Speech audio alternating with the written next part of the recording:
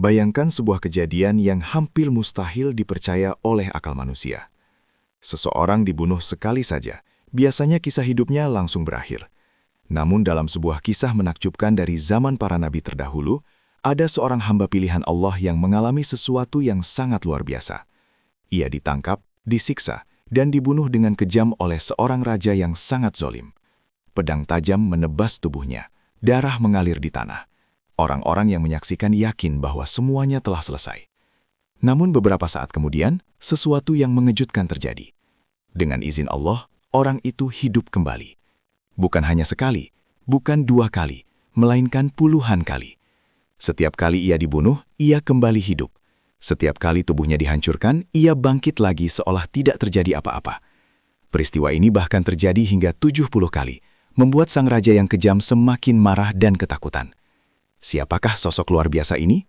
Dialah Nabi Jirjis, seorang nabi yang diuji dengan penderitaan yang sangat berat saat berdakwah kepada kaumnya.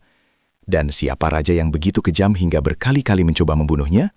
Ia adalah Raja Dadan, penguasa yang tidak mau menerima kebenaran sedikit pun. Lalu pertanyaannya, mengapa Nabi Jirjis bisa hidup kembali setiap kali dibunuh? Mukjizat apa yang sebenarnya Allah tunjukkan melalui kisah ini? Mari kita telusuri kisah luar biasa yang penuh pelajaran ini. Pada zaman yang sangat jauh sebelum masa kita sekarang, hiduplah suatu kaum yang telah lama tenggelam dalam kegelapan kesyirikan. Mereka membangun patung-patung besar, menghiasnya dengan emas dan permata, lalu menyembahnya seolah-olah patung itu memiliki kekuatan untuk memberi kehidupan, rezeki, dan keselamatan. Padahal, semua itu hanyalah benda mati yang tidak mampu menolong siapapun.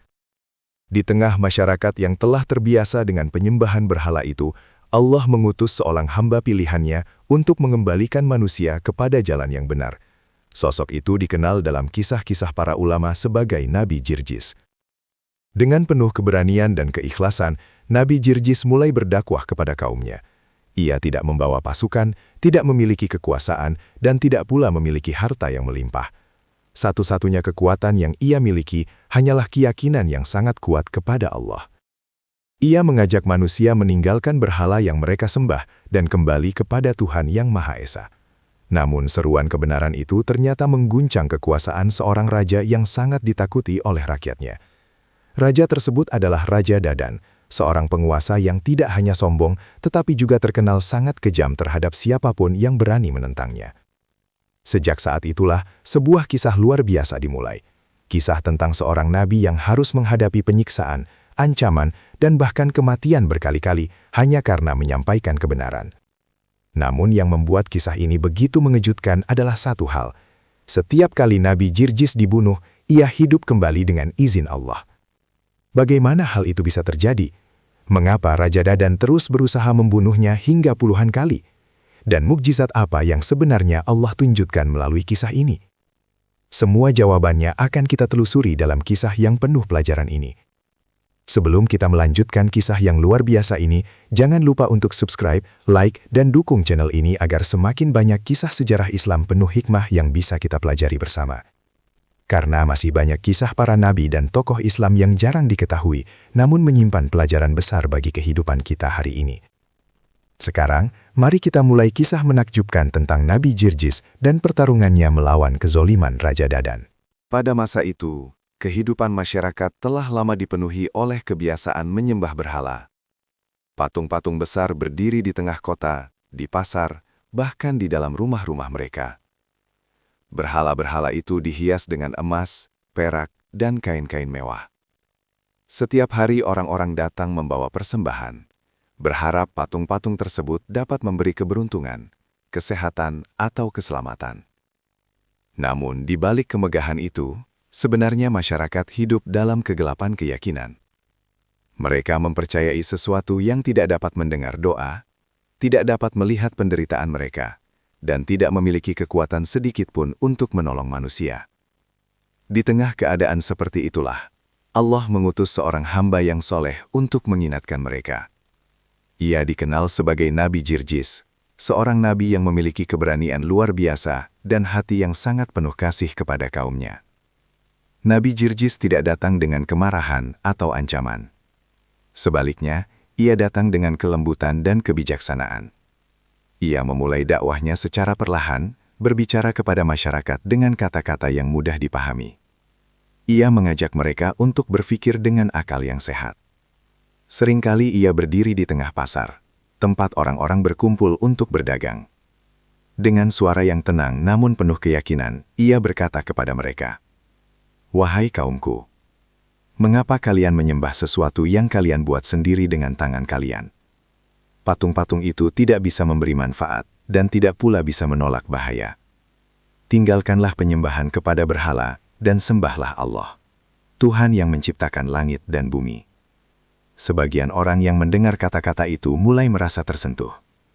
Mereka mulai berpikir bahwa apa yang disampaikan Nabi Jirjis memang masuk akal. Bagaimana mungkin sebuah patung yang dibuat manusia justru dianggap sebagai Tuhan? Namun tidak semua orang menyukai dakwah tersebut. Para pemuka masyarakat mulai merasa khawatir. Selama ini, penyembahan berhala bukan hanya soal kepercayaan, tetapi juga berkaitan dengan kekuasaan dan kekayaan. Banyak orang yang memperoleh keuntungan dari ritual-ritual tersebut. Jika masyarakat berhenti menyembah berhala, maka pengaruh mereka akan hilang. Karena itulah, bisikan-bisikan mulai menyebar di antara para pemimpin kota. Mereka menuduh Nabi Jirjis sebagai orang yang ingin merusak tradisi leluhur. Dia ingin menghancurkan agama nenek moyang kita, kata mereka kepada masyarakat. Namun Nabi Jirjis tidak berhenti. Setiap hari ia terus menyampaikan pesan yang sama dengan kesabaran yang luar biasa. Ia mendatangi rumah-rumah penduduk, berbicara dengan orang-orang yang mau mendengarkan, dan mengingatkan mereka tentang kebesaran Allah. Sedikit demi sedikit, sebagian orang mulai percaya kepada dakwahnya. Mereka meninggalkan berhala dan mulai menyembah Allah yang Maha Esa. Perubahan itu membuat para pemuka masyarakat semakin gelisah. Mereka menyadari bahwa pengaruh Nabi Jirjis semakin besar. Jika hal ini dibiarkan, bukan tidak mungkin seluruh kota akan mengikuti ajarannya. Akhirnya, mereka memutuskan untuk melaporkan hal tersebut kepada penguasa negeri itu, seorang raja yang sangat ditakuti oleh rakyatnya. Raja itu dikenal keras, sombong, dan tidak pernah ragu menghukum siapapun yang dianggap menggunggam kekuasaannya.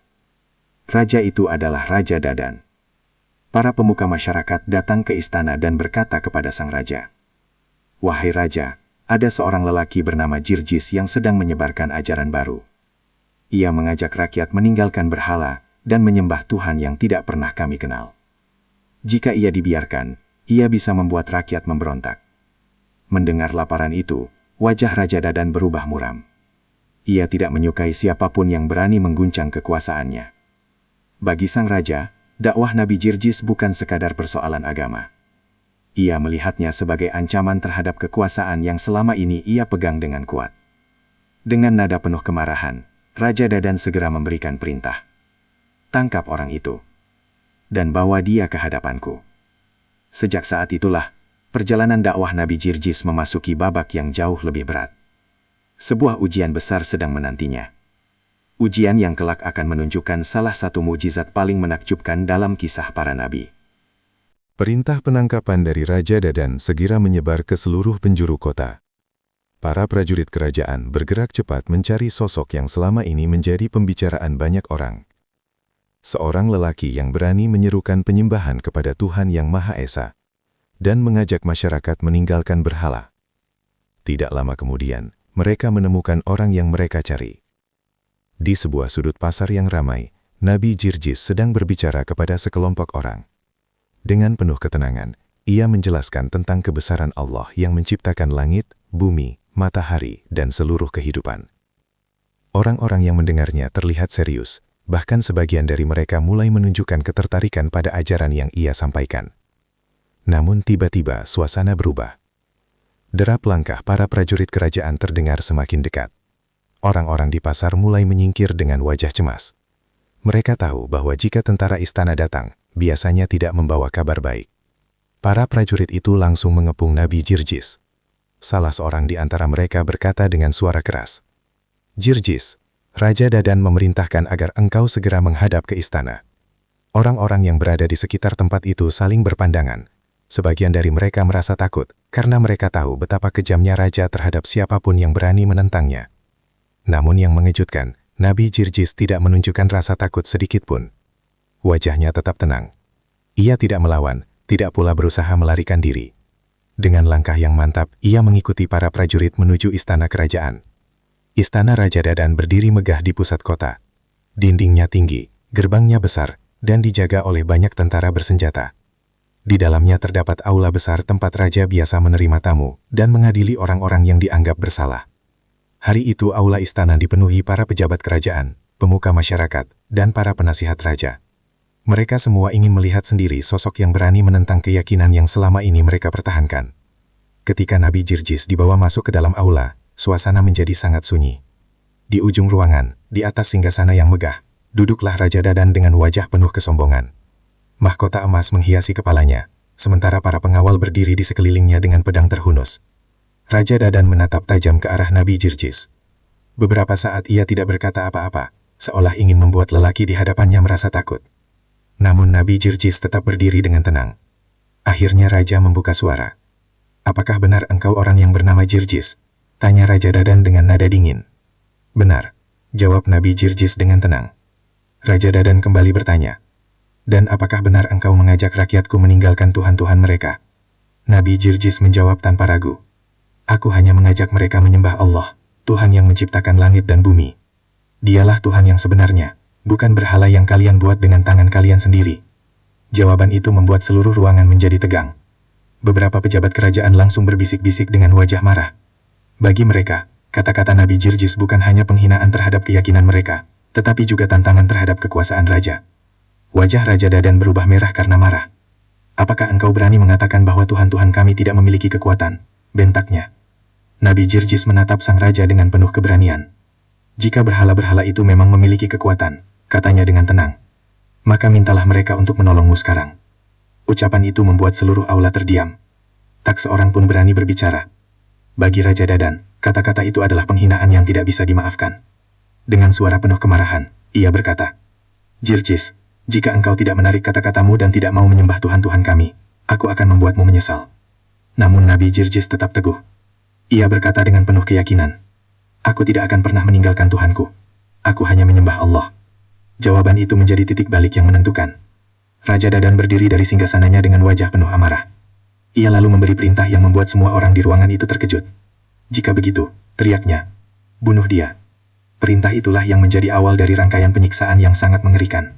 Penyiksaan yang kelak justru akan memperlihatkan salah satu mukjizat paling menakjubkan dalam kisah Nabi Jirjis. Perintah yang keluar dari mulut Raja Dadan menggema di seluruh aula istana. "Bunuh dia!" Seketika suasana berubah tegang. Para prajurit yang sejak tadi berdiri di sisi ruangan langsung melangkah maju. Pedang-pedang mereka berkilat di bawah cahaya obor yang menyala di dinding istana. Beberapa pejabat kerajaan tersenyum puas, sementara sebagian rakyat yang dipaksa menyaksikan kejadian itu menundukkan kepala karena tidak tega melihat apa yang akan terjadi. Di tengah lingkaran para prajurit itu, Nabi Jirjis tetap berdiri dengan tenang. Tidak ada kepanikan di wajahnya. Tidak ada rasa takut. Ia justru menundukkan kepala sejenak, seolah sedang berdoa kepada Allah. Dalam hatinya ia tahu bahwa jalan yang ia pilih memang penuh ujian. Sejak awal ia telah siap menghadapi apapun demi menyampaikan kebenaran kepada kaumnya. Raja Dadan menatapnya dengan penuh kebencian. Bagi sang raja, keberanian Nabi Jirjis adalah penghinaan yang tidak bisa dibiarkan. Ia ingin memberikan pelajaran kepada siapapun yang berani menentangnya. "Laksanakan sekarang," teriak Raja Dadan dengan suara keras. Seorang algojo kerajaan maju ke depan. Tubuhnya besar dan tangannya memegang pedang panjang yang tajam. Tanpa banyak bicara, ia mengangkat pedang itu tinggi-tinggi. Beberapa orang yang menyaksikan menutup mata mereka. Detik berikutnya, pedang itu ditebaskan dengan keras. Tubuh Nabi Jirjis roboh ke lantai istana. Darah mengalir di lantai batu yang dingin. Suasana ruangan menjadi sunyi. Tidak ada suara selain napas para saksi yang tercekik oleh ketegangan. Raja Dadan tersenyum puas. Ia merasa telah menghentikan dakwah yang selama ini mengganggu kekuasaannya. Para pejabat kerajaan juga terlihat lega. Mereka mengira semuanya telah selesai. Bagi mereka, seorang manusia tidak mungkin bertahan setelah tebasan pedang yang mematikan. Namun, beberapa saat kemudian, sesuatu yang tidak pernah mereka bayangkan mulai terjadi. Tubuh Nabi Jirjis yang terbaring di lantai tiba-tiba bergerak. Awalnya hanya sedikit gerakan. Lalu perlahan-lahan ia bangkit. Orang-orang yang menyaksikan mulai saling berpandangan dengan wajah penuh ketakutan. Beberapa prajurit bahkan mundur beberapa langkah karena tidak percaya dengan apa yang mereka lihat. Dalam waktu singkat, Nabi Jirjis telah berdiri kembali. Seolah-olah luka yang tadi mematikan itu tidak pernah terjadi. Aula istana berubah menjadi penuh kegemparan. "Mustahil!" teriak salah seorang pejabat kerajaan. Para prajurit saling menatap dengan wajah pucat. Mereka tahu pedang yang digunakan algojo kerajaan bukan pedang biasa. Banyak orang telah mati oleh senjata itu. Namun sekarang, orang yang baru saja mereka bunuh berdiri kembali di hadapan mereka. Nabi Jirjis menatap semua orang dengan penuh ketenangan. Ia tidak menunjukkan kemarahan. Ia tidak pula menyalahkan mereka. Sebaliknya, ia kembali mengucapkan kalimat yang sama seperti sebelumnya. "Wahai kaumku, sembahlah Allah. Dialah Tuhan yang sebenarnya." Kata-kata itu membuat sebagian orang yang hadir merasa merinding. Mereka baru saja menyaksikan sesuatu yang tidak dapat dijelaskan oleh akal manusia. Sementara itu, wajah Raja Dadan berubah dari puas menjadi marah besar. Ia tidak bisa menerima apa yang terjadi. Baginya, kejadian itu bukan hanya aneh, tetapi juga memalukan. Jika kabar ini tersebar, rakyatnya bisa menganggap Nabi Jirjis sebagai orang yang memiliki kekuatan luar biasa. Dan itu bisa melemahkan kekuasaannya. Dengan wajah penuh kemarahan, Raja Dadan berdiri dari singgasananya. Ia menunjuk ke arah Nabi Jirjis dengan tangan gemetar. "Bunuh dia lagi!" teriaknya dengan suara yang lebih keras dari sebelumnya. Para prajurit saling berpandangan dengan ragu. Apa yang baru saja mereka saksikan membuat mereka merasa takut. Namun tidak ada yang berani menentang perintah raja. Algojo kerajaan kembali mengangkat pedangnya. Sementara itu, Nabi Jirjis tetap berdiri dengan tenang, seolah telah menyerahkan sepenuhnya hidup dan matinya kepada Allah. Apa yang akan terjadi selanjutnya? Tak seorang pun di ruangan itu menyadari bahwa peristiwa luar biasa yang baru saja mereka saksikan hanyalah awal dari rangkaian mukjizat besar yang akan membuat seluruh negeri gempar. Karena setelah pembunuhan pertama itu, Raja Dadan tidak akan berhenti, dan Nabi Jirjis akan menghadapi ujian yang jauh lebih mengerikan dari sebelumnya. Apa yang terjadi di aula istana hari itu benar-benar mengguncang semua orang yang menyaksikannya. Tidak ada yang menyangka bahwa seseorang yang baru saja ditebas dengan pedang hingga roboh bersimbah darah dapat berdiri kembali seolah tidak terjadi apa-apa. Namun bagi Raja Dadan, kejadian itu bukanlah mujizat yang membuatnya berpikir. Justru sebaliknya, peristiwa itu semakin menyalahkan kemarahan yang membara di dalam hatinya. Ia merasa dipermalukan di depan para pejabat dan rakyatnya sendiri. Bagaimana mungkin seseorang yang telah ia perintahkan untuk dibunuh bisa hidup kembali di hadapan semua orang? Jika kabar ini menyebar, rakyat bisa mulai percaya bahwa lelaki itu benar-benar utusan Tuhan. Dan bagi Raja Dadan, hal itu adalah ancaman yang sangat besar terhadap kekuasaannya. Dengan wajah memerah karena marah, Raja kembali duduk di singgasananya sambil mengepalkan tangan. "Ini pasti sihir," bentaknya keras. Beberapa penasihat kerajaan langsung mengangguk-angguk setuju, meskipun sebenarnya mereka juga tidak mengerti apa yang baru saja terjadi. Raja Dadan lalu menatap tajam ke arah Nabi Jirjis yang masih berdiri dengan tenang di tengah aula. "Aku tidak akan membiarkanmu menipu rakyatku dengan keajaiban seperti itu," katanya dengan nada penuh ancaman. Namun Nabi Jirjis menjawab dengan lembut, "Aku tidak membawa sihir. Aku hanya menyampaikan kebenaran dari Allah, Tuhan yang menciptakan kita semua." Jawaban itu justru membuat Raja Dadan semakin murka. Ia merasa lelaki di hadapannya bukan hanya menantang kepercayaannya, tetapi juga menantang kekuasaannya sebagai raja. Akhirnya, ia memerintahkan hukuman yang jauh lebih kejam dari sebelumnya. "Jika pedang tidak cukup," teriaknya, "buatlah dia merasakan penderitaan yang lebih besar." Para prajurit kerajaan segera menyeret Nabi Jirjis keluar dari aula menuju halaman istana yang luas. Tempat itu sering digunakan untuk menghukum para penjahat agar menjadi pelajaran bagi rakyat. Hari itu, ratusan orang dipaksa berkumpul untuk menyaksikan hukuman tersebut. Sebagian datang dengan rasa penasaran, sebagian lagi dengan rasa takut. Di tengah halaman istana, Nabi Jirjis diikat dengan kuat oleh para prajurit. Algojo kerajaan kemudian mulai melaksanakan perintah raja. Penyiksaan demi penyiksaan dilakukan dengan sangat kejam. Tubuh Nabi Jirjis dipukul, dilukai, bahkan disayat dengan senjata tajam. Raja Dadan berdiri di balkon istana sambil menyaksikan semuanya dengan wajah penuh kebencian. Ia ingin memastikan bahwa lelaki yang menentangnya itu benar-benar mati. Akhirnya, setelah penyiksaan yang sangat kejam, tubuh Nabi Jirjis kembali roboh tak bernyawa. Orang-orang yang menyaksikan peristiwa itu merasa ngeri. Beberapa dari mereka bahkan menundukkan kepala karena tidak sanggup melihat kekejaman yang terjadi di depan mata mereka. Raja Dadan tersenyum puas. Baginya, kali ini semuanya benar-benar telah berakhir. Namun sekali lagi, sesuatu yang luar biasa terjadi. Beberapa saat setelah tubuh Nabi Jirjis dibiarkan tergeletak di tanah, gerakan kecil mulai terlihat. Awalnya hampir tidak ada yang menyadarinya, namun perlahan-lahan tubuh itu kembali bergerak. Lalu dengan izin Allah, Nabi Jirjis bangkit kembali. Orang-orang yang menyaksikan kejadian itu langsung gempar. Sebagian berteriak ketakutan, sebagian lagi mundur dengan wajah pucat. Mereka baru saja melihat sesuatu yang tidak mungkin terjadi. Orang yang sudah mati, hidup kembali.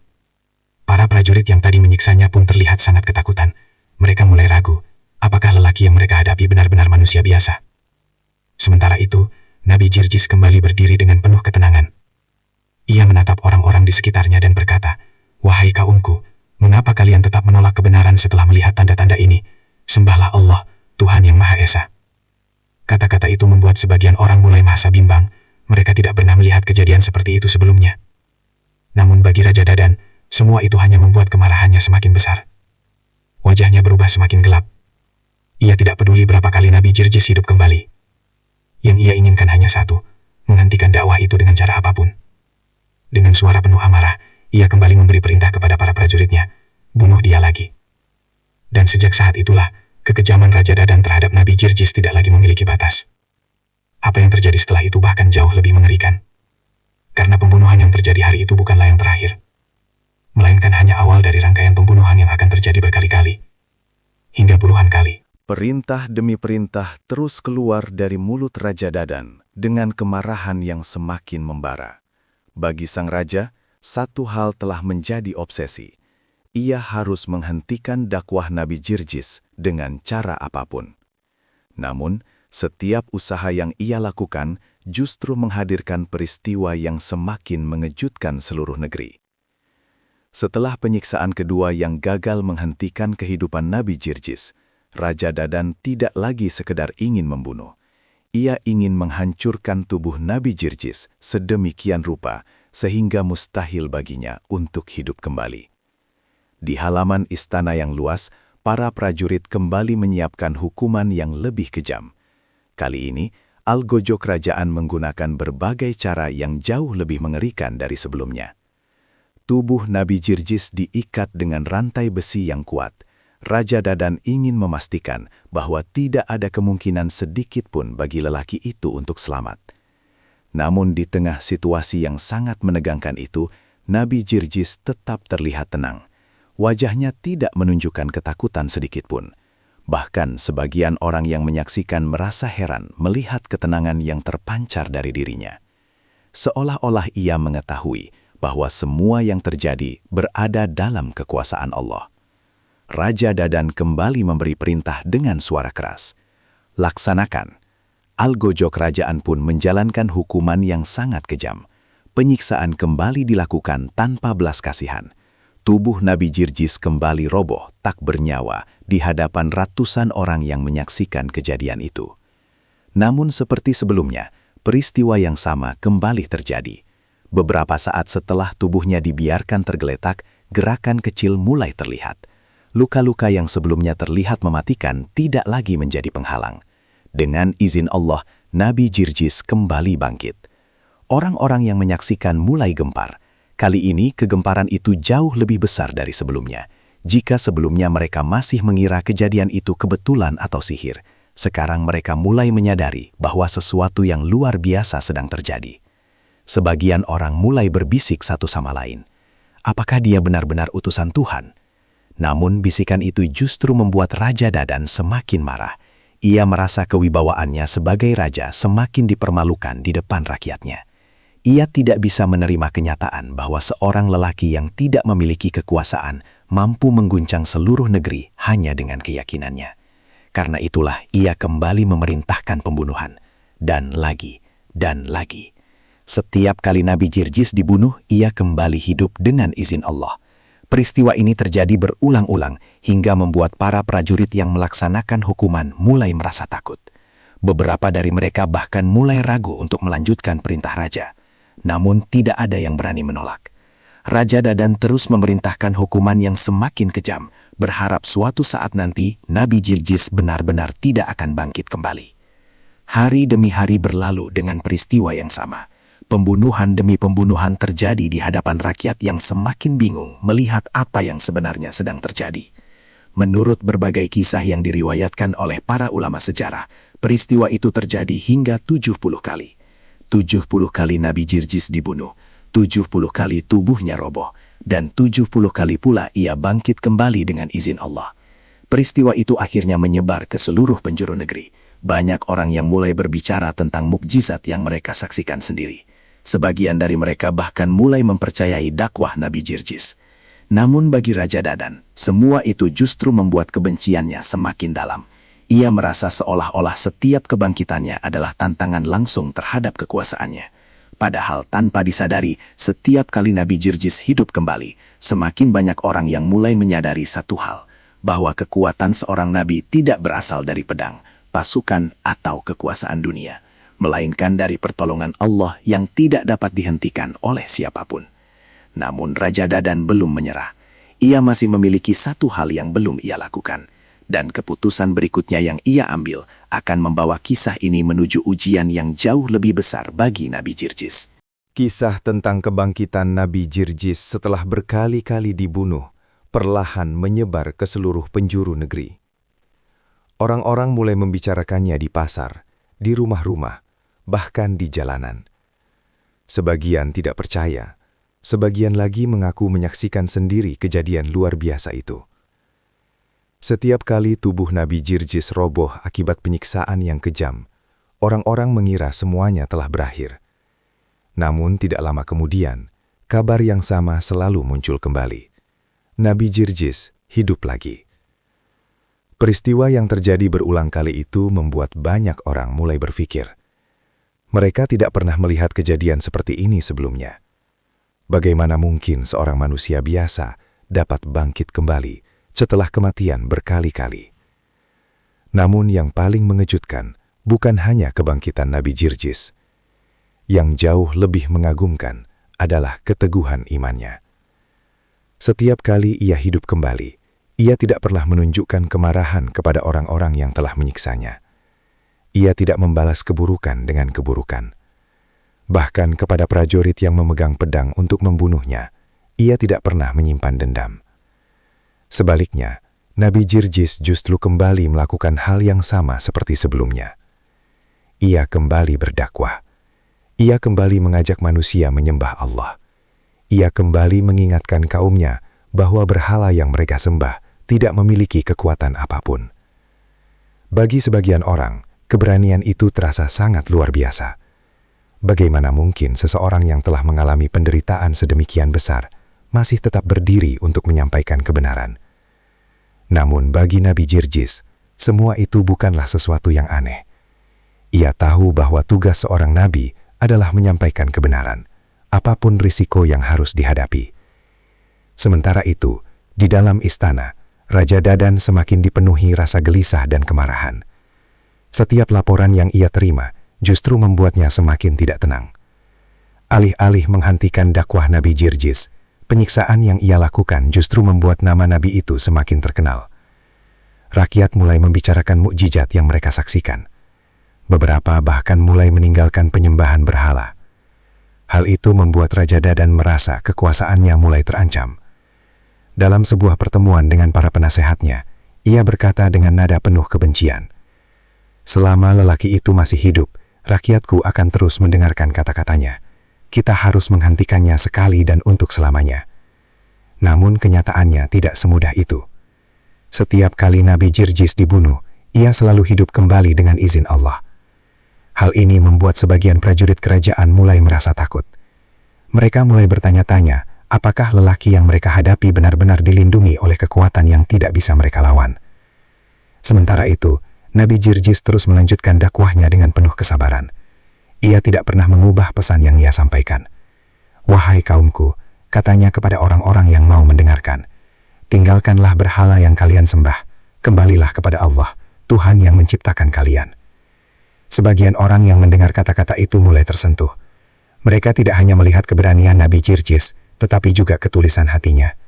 Ia tidak meminta harta, tidak mencari kekuasaan, dan tidak pula menginginkan kedudukan. Yang ia inginkan hanya satu, agar kaumnya kembali ke jalan yang benar. Namun semakin banyak orang yang mulai mendengarkan dakwahnya, semakin besar pula kemarahan Raja Dadan. Raja itu merasa harga dirinya sebagai penguasa sedang dipertaruhkan. Ia tidak peduli lagi berapa kali Nabi Jirjis hidup kembali. Yang ia inginkan hanyalah memastikan bahwa dakwah itu benar-benar berhenti. Dan karena itulah, ia mulai merencanakan sesuatu yang jauh lebih besar. Sesuatu yang menurutnya akan menjadi akhir dari semua ini. Namun Raja Dadan tidak menyadari satu hal penting, bahwa kekuatan seorang nabi tidak terletak pada tubuhnya yang bisa disakiti, melainkan pada kebenaran yang ia bawa, kebenaran yang tidak akan pernah bisa dihancurkan oleh kekuasaan manusia manapun. Semakin hari, kisah tentang Nabi Jirjis semakin menyebar luas ke seluruh negeri. Apa yang terjadi di istana tentang seorang nabi yang berkali-kali dibunuh namun selalu hidup kembali tidak lagi bisa disembunyikan. Orang-orang mulai membicarakannya di mana-mana. Di pasar, para pedagang berbisik satu sama lain tentang keajaiban yang mereka dengar. Di rumah-rumah, para keluarga membicarakan kisah itu dengan penuh rasa takjub. Bahkan, beberapa prajurit kerajaan yang pernah menyaksikan sendiri kejadian tersebut mulai meragukan keyakinan mereka terhadap berhala. Bagi banyak orang, peristiwa itu bukan lagi sekadar cerita. Itu adalah tanda yang sangat jelas. Namun bagi Raja Dadan, semua itu justru menjadi mimpi buruk yang tidak pernah ia bayangkan sebelumnya. Semakin keras ia berusaha menghentikan dakwah Nabi Jirjis, semakin besar pula pengaruh Nabi itu di tengah masyarakat. Kekuasaan yang selama ini ia banggakan mulai terasa goyah. Raja Dadan mulai merasa bahwa dirinya sedang kehilangan kendali atas rakyatnya sendiri. Dengan penuh kemarahan, ia kembali mengumpulkan para penasihat dan pejabat kerajaan di aula istana. Wajahnya terlihat tegang, matanya penuh kebencian. "Aku tidak peduli berapa kali lelaki itu hidup kembali," katanya dengan suara berat. "Jika rakyat terus mendengarkannya, maka seluruh negeri ini akan meninggalkan kita." Para penasihat hanya terdiam, mereka tidak berani memberikan jawaban. Mereka tahu bahwa raja mereka sedang berada dalam kemarahan yang sangat besar. Namun di dalam hati mereka, sebagian mulai merasa takut. Karena mereka sadar semua kekejaman yang dilakukan kepada Nabi Jirjis justru memperlihatkan sesuatu yang luar biasa. Seorang manusia biasa tidak mungkin mampu bertahan dari kematian berkali-kali. Dan itu berarti hanya ada satu kemungkinan, bahwa Nabi Jirjis benar-benar berada dalam perlindungan Allah. Sementara itu, di luar istana, Nabi Jirjis tetap melanjutkan dakwahnya seperti biasa. Meskipun tubuhnya telah mengalami penyiksaan yang tak terhitung jumlahnya, semangatnya tidak pernah padam. Ia tetap mengingatkan manusia tentang satu kebenaran yang sama, bahwa hanya Allah yang layak disembah. Sebagian orang mulai berani mendekatinya dan mendengarkan ajarannya secara diam-diam. Mereka menyadari bahwa keberanian dan kesabaran Nabi Jirjis bukanlah sesuatu yang dibuat-buat. Itu adalah keyakinan yang benar-benar datang dari dalam hatinya. Namun kesombongan Raja Dadan telah membuat hatinya tertutup sepenuhnya.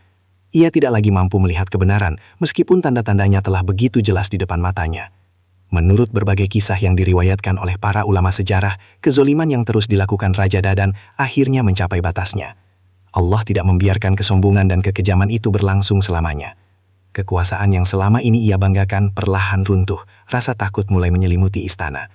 Rakyat yang dahulu tunduk pada kekuasaannya mulai berani mempertanyakan kepemimpinannya. Dan pada akhirnya, semua kekuatan yang ia miliki tidak mampu menyelamatkannya dari kehancuran. Kisah Raja Dadan pun menjadi pelajaran besar bagi generasi setelahnya, bahwa kekuasaan yang dibangun di atas kesombongan dan kezoliman tidak akan pernah bertahan lama. Sementara itu, kisah Nabi Jirjis terus dikenang oleh banyak orang sebagai simbol keteguhan iman yang luar biasa. Ia telah menghadapi kematian berkali-kali. Ia telah disiksa dengan cara yang sangat kejam. Namun satu hal tidak pernah berubah, keyakinannya kepada Allah. Dari kisah ini, banyak orang akhirnya menyadari bahwa kebenaran mungkin bisa ditentang, ditindas, bahkan diserang dengan kekerasan. Namun pada akhirnya, kebenaran tidak akan pernah bisa dikalahkan. Kisah luar biasa tentang Nabi Jirjis bukan sekadar cerita tentang mukjizat yang menakjubkan. Lebih dari itu, kisah ini adalah pelajaran besar tentang keteguhan iman, keberanian dalam menyampaikan kebenaran, dan kesabaran menghadapi ujian yang sangat berat. Bayangkan, seorang manusia yang berkali-kali dibunuh dengan cara yang sangat kejam. Tubuhnya disiksa, dijatuhkan, bahkan dihancurkan oleh kekuasaan seorang raja yang sangat zolim. Namun setiap kali kematian datang, dengan izin Allah ia kembali hidup. Bukan sekali, bukan 2 kali, tetapi hingga puluhan kali. Mujizat itu bukan hanya menunjukkan kekuasaan Allah, tetapi juga menjadi bukti bahwa kebenaran tidak bisa dihentikan oleh kekuasaan manusia manapun. Sementara itu, kisah Raja Dadan mengingatkan kita tentang bahaya kesombongan dan kekuasaan yang disalahgunakan. Ia memiliki pasukan, istana, dan kekuatan besar. Namun semua itu tidak mampu mengalahkan seorang nabi yang hanya bersenjatakan iman dan keyakinan kepada Allah. Dari kisah ini, kita belajar bahwa dalam hidup, terkadang orang yang menyampaikan kebenaran harus menghadapi penolakan, hinaan, bahkan penderitaan. Namun selama seseorang tetap teguh pada jalan yang benar, pertolongan Allah akan selalu datang dengan cara yang tidak pernah kita sangka. Karena pada akhirnya, yang menang bukanlah yang paling kuat secara duniawi, melainkan yang paling teguh memegang kebenaran. Semoga kisah Nabi Jirjis ini bisa menjadi pengingat bagi kita semua untuk selalu menjaga iman, bersabar dalam menghadapi ujian hidup, dan tidak pernah takut untuk berdiri di jalan kebenaran. Jika kamu suka kisah sejarah Islam penuh hikmah seperti ini, jangan lupa subscribe ke channel ini, tekan tombol like, dan bagikan video ini kepada teman-temanmu agar semakin banyak orang yang bisa mengambil pelajaran dari kisah para nabi dan tokoh-tokoh besar dalam sejarah. Karena masih banyak kisah luar biasa lainnya yang jarang diketahui, namun menyimpan hikmah yang sangat dalam untuk kehidupan kita hari ini. Terima kasih sudah menonton sampai akhir, dan sampai jumpa di kisah menakjubkan berikutnya.